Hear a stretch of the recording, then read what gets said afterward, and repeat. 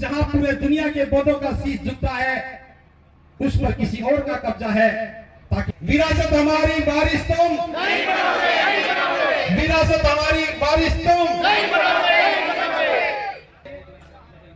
हम सम्राट अशोक को साथ लेकर के आए हैं, ये बताने के लिए इस महाबोधि महाविहार का निर्माण सम्राट अशोक ने किया था। जो भी निर्माण सम्राट अशोक ने किया है वो बौद्धों की विरासत। संभावना इसलिए है कि हमारे ना तो कोई आगे ना पीछे है, हम बुद्ध के पीछे खड़े हैं, बुद्ध हमारे शास्त्र है। और किसी भी भिक्षु के लिए यह अपमान की बात है जब हमारे शास्त्र का स्थान बौद्धों के इतिहास में लिखी जाए। या तो बीटी एक्ट को निरस्त करा करके हम महाबोधि महाविहार में जाकर के वंदना करेंगे। अगर ऐसा नहीं हो सका तो फिर इसके बाद बौद्ध गया से लेकर के पटना तक के पूरी सड़क पर बैठ करके हम दुनिया को बताएंगे कि इस लड़ाई को मंजिल तक पहुंचाएंगे। ये आंदोलन चाहे कितना भी लंबा चले, हम लौट करके नहीं जाएंगे। ये संकल्प हम लेकर के आए हैं, चाहे आंदोलन बीटी एक्ट निरस्त हो जाए तो हम इस विरासत को संभालने का काम करेंगे। और अगर ये लड़ाई लंबी चली तो हमारी तैयारी पूरे जीवन की तैयारी है। हम कहते हैं कि जीवन भर लड़ेंगे। भारत के इतिहास में इतना लंबा आंदोलन कोई नहीं है। 1892 में चला था, हमारी 3 पीढ़ियां दुनिया से जा चुकी हैं। और हम बताएंगे या तो अधिकार कर लेकर के जाएंगे, वरना इतिहास में योद्धाओं की भूमिका में अपना नाम लिख के चले जाएंगे। सम्राट अशोक जयंती पर सभी के लिए हार्दिक मंगल कामनाएं। हम सब लोग आज 2 काम एक साथ कर रहे हैं। अपनी विरासत की लड़ाई को लड़ते हुए महाबोधि महाविहार को मुक्त करवाने के लिए पहली लड़ाई हम लड़ रहे हैं। और दूसरा, सम्राट अशोक को याद करके हम अपनी विरासत से अपना संबंध जोड़ रहे हैं। आज का दिन ऐतिहासिक है। अभी तक हम केवल बाबा साहब की बात करते थे। पूरे देश में एक बहुत बड़ा आंदोलन खड़ा हो गया। बाबा साहब के कारण ही हम महाबोधि महाविहार को समझ पाए। पता लगा कि ये हमारा है, इसका प्रबंधन बौद्धों के पास होना चाहिए। अनागरिक धम्मपाला ने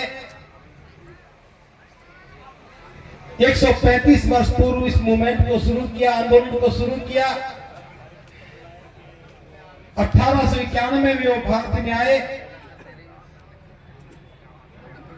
और 1892 में महाबोधि महाविहार की मुक्ति का आंदोलन शुरू हो गया। आज पहली बार एक बड़े पैमाने पर पूरे देश का प्रतिनिधित्व इस विरासत का वारिस बनकर के इकट्ठा हुआ और अपनी गवाही के लिए हम सम्राट अशोक को साथ लेकर के आए हैं। ये बताने के लिए इस महाबोधि महाविहार का निर्माण सम्राट अशोक ने किया था। जो भी निर्माण सम्राट अशोक ने किया है वो बौद्धों की विरासत है, और जो बौद्धों की विरासत है उसे बौद्धों को मिलना चाहिए। बहुत हो गया नकली काम करते हुए, ढोंग करते हुए, झूठी दावेदारी करते हुए। अब हम ज्यादा इसको सहन नहीं करेंगे।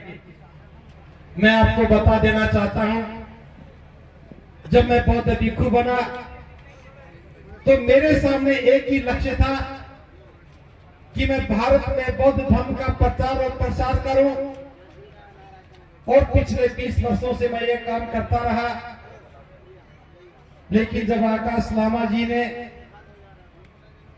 भंते प्रज्ञाशील महाथेरो जी ने बौद्ध गया मुक्ति आंदोलन की बात की तो हमें समझ में आ गया हमारा लक्ष्य अधूरा था।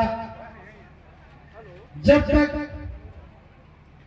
महाबोधि महाविहार जो बोधों की गरिमा और गौरव है, जिससे भारत का गौरव पूरी दुनिया में फैला है, अगर वो हमारे पास नहीं है तो हमारे बौद्ध बनने और नहीं बनने का कोई अर्थ नहीं है। हम बौद्ध बन सकते हैं लेकिन अपनी विरासत के वारिस नहीं बन सकते, तो यह काम अधूरा है। प्रिय उपासक उपासिकाओं और सभी भिक्षु भिक्षुणियों से मैं कहना चाहता हूं, हम चल करके बौद्ध गया आ गए हैं। इस लड़ाई को मंजिल तक पहुंचाएंगे। ये आंदोलन चाहे कितना भी लंबा चले, हम लौट करके नहीं जाएंगे। ये संकल्प हम लेकर के आए हैं, चाहे आंदोलन हमारा हक हमें कल मिल जाए, वित्तीय एक्ट निरस्त हो जाए, तो हम इस विरासत को संभालने का काम करेंगे। और अगर ये लड़ाई लंबी चली तो हमारी तैयारी पूरे जीवन की तैयारी है। कोई पूछता है कि कितने दिन लड़ोगे, कोई पूछता है कितने दिन धरना चलेगा, कभी कोई महीने की बात करता है तो कभी कोई 1 साल की बात करते हैं। हम कहते हैं कि जीवन भर लड़ेंगे। भारत के इतिहास में इतना लंबा आंदोलन कोई नहीं है। 1892 में चला था, हमारी 3 पीढ़ियां दुनिया से जा चुकी हैं, और हम बताएंगे या तो अधिकार को लेकर के जाएंगे, वरना इतिहास में योद्धाओं की भूमिका में अपना नाम लिख के चले जाएंगे। 2 बातें मैं आपसे करना चाहता हूं बस। ये लड़ाई भिक्षु लड़ रहे हैं और बैकअप में बौद्ध समाज खड़ा है, और ये लड़ाई में जीत की संभावना क्यों है? ये जीत की संभावना इसलिए है कि हमारे ना तो कोई आगे है ना पीछे है, हम बुद्ध के पीछे खड़े हैं। बुद्ध हमारे शास्त्र है, और किसी भी भिक्षु के लिए यह अपमान की बात है। जब हमारे शास्त्र का स्थान सुरक्षित नहीं है तो हमारा जीवन सुरक्षित कैसे हो सकता है? मैं एक आह्वान कर रहा हूं, 14 अप्रैल तो आप मनाइए। 14 अप्रैल बाबा साहब की जयंती आने वाली है। बाबा साहब की जयंती जब मनाओ तो महाबोधि महाविहार को वहां सामने रख करके बताना, जहां पूरे दुनिया के बौद्धों का शीश झुकता है, उस पर किसी और का कब्जा है, ताकि समाज और देश आंदोलित हो जाए। और दूसरी बात मैं कहना चाहता हूं, इस बार बुद्ध पूर्णिमा सारा देश मिलकर के बोध गया में मनाए। सभी उपासक उपासिकाएं इस बात को सुनिश्चित करें, और सभी भिक्षु भी इस बात को सुनिश्चित करें। हर वर्ष आप अपने अपने बुद्ध विहारों में जयंती मना रहे थे, लेकिन वो हमारी भूल थी। मैं आह्वान कर रहा हूं, इस आंदोलन के मंच से आह्वान कर रहा हूं, ये बुद्ध पूर्णिमा महाकारुणिक बुद्ध के नाम कर दो, बोध गया मुक्ति के नाम कर दो, और सारे भिक्षु 1 मई से ही प्रस्थान शुरू कर दें। 4 मई को यहां आ जाएं, और हम 8 दिन के लिए कठोर परिश्रम करेंगे, कामना करेंगे, तथागत की वंदना करेंगे, सूत्र का पाठ करेंगे, और हम कामना करते हैं कि ये बैसाख डे, ये बुद्ध पूर्णिमा बौद्धों के इतिहास में लिखी जाए। या तो बीटी एक्ट को निरस्त करा करके हम महाबोधि महाविहार में जाकर के वंदना करेंगे। अगर ऐसा नहीं हो सका तो फिर इसके बाद बोध गया से लेकर के पटना तक के पूरी सड़क पर बैठ करके हम दुनिया को बताएंगे कि विरासत के वारिस तो सड़कों पर खड़े हैं, और जो वारिस नहीं है वो विरासत पर काबिज बने हैं। मैं एक नारा लगा रहा हूं, विरासत हमारी, वारिस तुम। बोलो, नहीं बनोगे, नहीं बनोगे। विरासत हमारी, वारिस तुम नहीं बनोगे, नहीं बनोगे। विरासत हमारी, वारिस तुम नहीं बनोगे, नहीं बनोगे। हमारी विरासत का कोई वारिस नहीं बनेगा। एक छोटी सी कहानी है, इसलिए सुनाना चाहता हूं। आंदोलन में रहते हुए अनुभव से गुजर रहे हैं। पहले भी मन से बोला गया है, हमारे बीच में कुछ ऐसे लोग हैं जो इस आंदोलन को कमजोर करने की कोशिश कर रहे हैं, हमारे बीच में बैठ करके गलत बातों को बाहर फैला रहे हैं और बाहर के गलत लोगों की बातों को लोगों तक पहुंचा रहे हैं ताकि आंदोलन कमजोर हो जाए। छोटी सी कहानी है लेकर के जाना, ये बोडो की विरासत आज जल रही है, आग लगी है, 135 वर्षों से बुझाने का प्रयास किया जाता रहा लेकिन आग विकराल हो गई है। लामा जी जैसे, भक्त प्रज्ञासिंह जैसे, आप जो यहाँ आज पंडाल में बैठे हैं, आप जैसे एक चिड़िया बन करके अपनी चोंच में पानी लेकर के आग को बुझाने का काम कर रहे हैं। जब हम इस आग को बुझाने का काम कर रहे हैं, विरासत की लड़ाई को आगे ले जाने का काम कर रहे हैं, तो कुछ लोग बंदर बन करके दूर बैठ करके हमें सलाह दे रहे हैं, बता रहे हैं तुम्हारी चोंच में एक बूंद पानी आ रहा है, एक बूंद पानी से जंगल की आग नहीं बुझेगी, थोड़े से भिक्षु बैठे हो, 300 400 500 भिक्षुओं के बैठने से ये वित्तीय निरस्त नहीं होगा। मैं बता देना चाहता हूं जो चिड़िया ने जवाब दिया, चिड़िया ने उस बंदर से कहा, जब बंदर ने कहा कि ये चिड़िया इस प्रयास में तेरे पंख झुलस चुके हैं, जंगल की आग बड़ी विकराल है, तेरी चोंच में एक बूंद पानी आ रहा है, इस एक बूंद पानी से जंगल की आग को नहीं बुझा पाएगी। हे चिड़िया पागल मत बन, मुझे देख, मैं आराम से बैठा हूं इस कमेटी का मेंबर बन करके, तू भी आराम से बैठ, अपना जीवन बचा, इस आंदोलन में कुछ नहीं रखा। तो चिड़िया ने कहा, हे बंदर तू ठीक कह रहा है, मैं जानती हूं कि मेरी एक चोंच पानी से जंगल की आग नहीं बुझेगी, लेकिन मैं ये भी जानती हूं एक दिन इस जंगल की आग का इतिहास लिखा जाएगा और उस इतिहास में आग बुझाने के प्रयासों में मेरा नाम सोने के अक्षरों से लिखा जाएगा और उसी जंगल की आग के इतिहास में, उसी बौद्ध गया मुक्ति के इतिहास में तुम्हारा नाम गद्दारों की सूची में आएगा और काले अक्षरों से लिखा जाएगा। जब चिड़िया ने ये बात कही तो एक हाथी भी सुन रहा था, हाथी ने चिड़िया को आवाज दी, हे चिड़िया तूने बंदर को क्या कहा, मेरी समझ में नहीं आया, एक बार मुझे भी बता दे।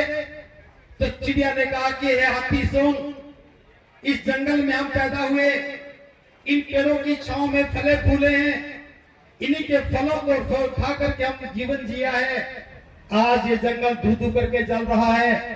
गद्दार है वे लोग जो अपनी जान बचा के भाग रहे हैं, इस जंगल को जलता हुआ छोड़ रहे हैं। तो हाथी ने कहा, हे चिड़िया अब मेरी समझ में आ गया है, अब तू इस प्रयास में अकेली नहीं है। हाथी ने एक लंबी सी चिंगाड़ दी, जंगल के सारे हाथी इकट्ठे हो गए, अपनी अपनी सूंड में पानी भर करके आग पर फेंकने लगे और देखते ही देखते वो आग बुझ गई। चिड़िया का प्रयास था, हाथी की चिंगाड़ थी, जंगल की आग बुझ गई। तो मैं भी ये कह रहा हूं, लामा जी का प्रयास है, बौद्ध संगठनों का प्रयास है, भिक्षुओं का प्रयास है, अभी तक ये प्रयास चिड़िया के चोंच में आई हुई एक बूंद पानी का प्रयास थी, लेकिन मैं आज इस आंदोलन को अपना सामर्थ्य मान करके इस आंदोलन की शक्ति के साथ हाथी बन करके चिंगाड़ रहा हूं। जिसे एहसास है कि वो हाथी है, जिसे एहसास है कि विरासत हमारी है, जिसे एहसास है कि वो बुद्ध का अनुयायी है, एक बार इस आंदोलन में शामिल हो जाए। और हम डेडलाइन दे रहे हैं, हम सरकार से अनुरोध कर रहे हैं, हम सरकार को बता रहे हैं, हम किसी के अधिकार नहीं छीन रहे, हम किसी व्यक्ति के विरुद्ध नहीं, ये आंदोलन किसी धर्म के विरुद्ध नहीं, ये आंदोलन किसी जाति के विरुद्ध नहीं, ये आंदोलन किसी से कुछ छीनने का नहीं, ये हमारी अस्मिता का प्रश्न है, ये हमारी विरासत का सवाल है, ये देश के बौद्धों के, दुनिया के बौद्धों के स्वाभिमान का सवाल है। हेलो, ये बौद्धों के स्वाभिमान का सवाल है। तो मैं इतना कहना चाहता हूँ, बुद्ध पूर्णिमा तक मिलकर के सारे लोग खड़े हो गए तो हम इस जंगल की आग को बुझा पाएंगे।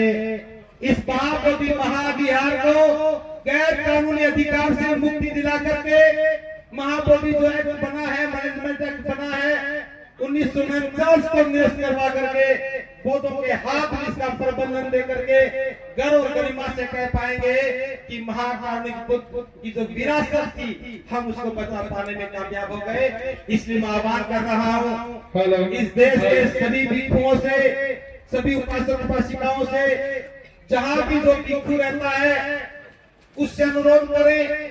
मैं भी अनुरोध कर रहा हूँ, इस मंच के माध्यम से अनुरोध कर रहा हूँ, सभी भिक्षु बोध गया के लिए प्रस्थान करें। हम सबके रहने की व्यवस्था यही करेंगे। तपती धूप में तप हम जितना तपेंगे। मेरी बात अच्छी नहीं लग रही क्या आपको भाई? क्या बात कर रहे हो? आवाज नहीं आ रही।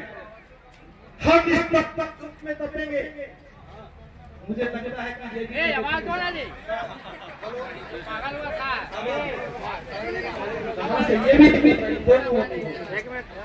हेलो हेलो, जब आवाज बुलंद करते हैं, जो भी भिक्षु आपके आसपास में है उसकी रेल की टिकट कटवाओ और बोध गया आने का लिए आमंत्रण दो।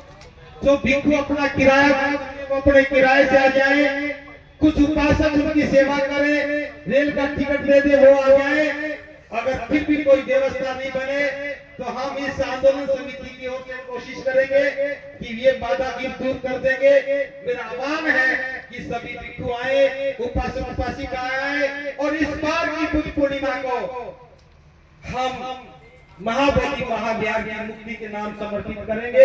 इन्हीं शब्दों के साथ मेरी बात को मैं ही विराम देता हूँ। आप सबका